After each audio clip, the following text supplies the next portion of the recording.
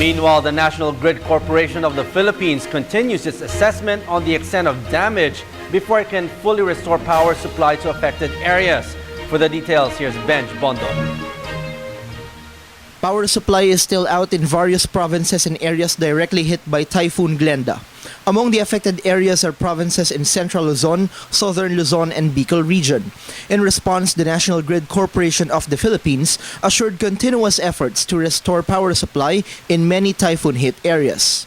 NGCP spokesperson Attorney Cynthia Alabanza said the agency has prompted its personnel to facilitate power efforts. Also, additional linemen are deployed whenever deemed necessary in order to speed up its operations. 70% po ng konsumo ng kuryente sa Luzon nanggagaling po dito sa NCR, Calabarzon area.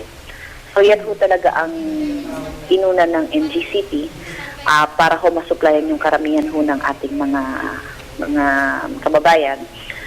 Prioritize ho namin yung mga highway po na papunta sa planta, pati na din ho yung mga papunta sa large part of the population.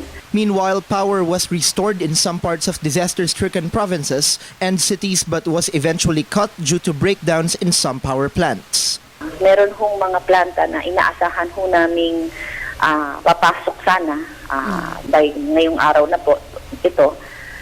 Kaso lang po na-discover po nila na may problema, so sila nakapasok.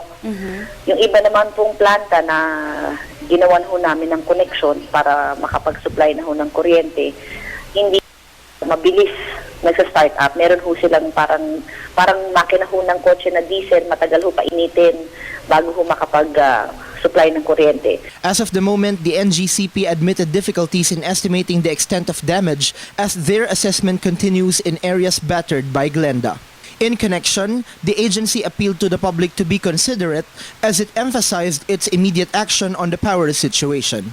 Ginagawa ho ng NGCP ang lahat ng makakaya niya para maitayo ho yung main highway na papunta sa mga iba't ibang kooperatiba at distribution utilities para makarating naman ang kuryente doon sa mga bahay-bahay. Ang ating mga linemen po, pantigil ho ang kanilang pagtatrabaho.